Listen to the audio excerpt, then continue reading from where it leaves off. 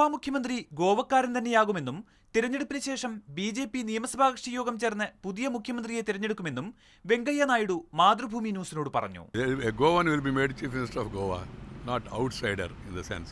And then which leader, whether leader who is now here or leader who is working in Delhi as a minister and all, that will be decided by the party at an appropriate time. Goa മുഖ്യമന്ത്രിയെ കേന്ദ്രത്തിൽ നിന്ന് അയക്കുമെന്ന് സംസ്ഥാനത്തെ പാർട്ടിയുടെ ചുമതലയുള്ള കേന്ദ്രമന്ത്രി നിതിൻ ഗഡ്കരി സൂചന നൽകിയതോടെയാണ് ഊഹാപോഹങ്ങൾ തുടങ്ങിയത്. ഗോവയ്ക്ക് മനോഹർ പരീക്കറിനെ ആവശ്യമുണ്ടെന്ന് ബി.ജെ.പി. അധ്യക്ഷൻ അമിത് ഷായും പറഞ്ഞു.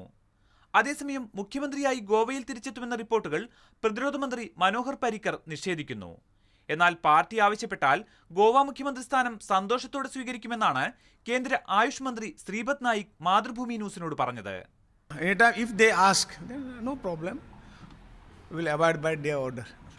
അതേസമയം ഫെബ്രുവരി 4 നടക്കുന്ന തെരഞ്ഞെടുപ്പിൽ ഗോവയുടെ പ്രചാരണ മുഖമായി പരീക്കറെയാണ് ബി.ജെ.പി. ഉയർത്തിക്കാട്ടുന്നത്.